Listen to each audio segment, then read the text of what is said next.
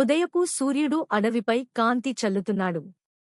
కాని ఈరోజు ఏదో వింతగా ఉంది. ఆకులు వంగిపోయాయి, పక్షుల గానాలు మాయమయ్యాయి.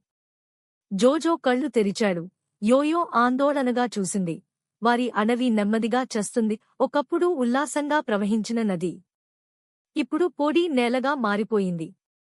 జోజో మోకాళ్లపై కూర్చుని పగుళ్ల నేలపై చేతిని ఉంచాడు.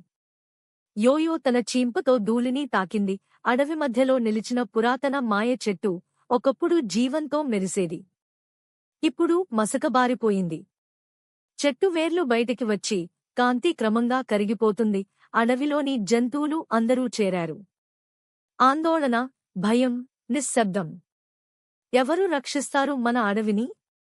ఆ నిశ్శబ్దాన్ని జోజో ధైర్యంగా భంగం చేశాడు.